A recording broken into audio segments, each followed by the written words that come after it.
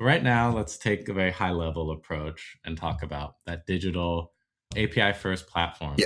So they've been changing the way firms are building investing experiences for the past decade or two now. And how do you see API trading connectivity transforming that relationship between the clearing provider and the wealth platform?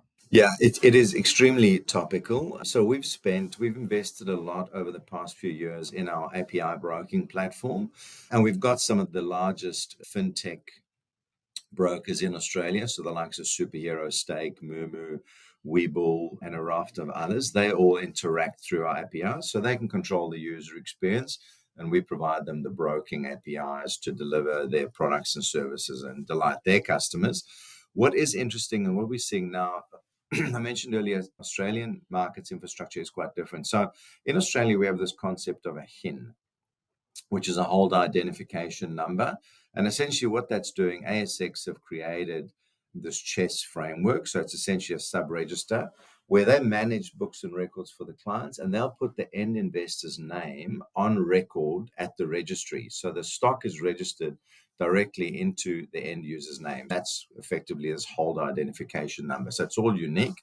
And what we're seeing in Australia is wealth platforms, which have run as custodial models historically, are looking to break into this broking HIN space. So a perfect example to address your question is there's a wealth platform in Australia called Net Wealth.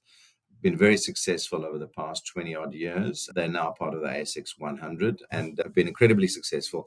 And they're getting more and more demand from the broking space to extend their capabilities beyond custody into this HIN world. So they've approached us. We've signed an agreement with them, and in the new year, Q1 2026, excited to say we'll be helping or partnering with Self Wealth to launch a HIN based model, and that's all happening through APIs.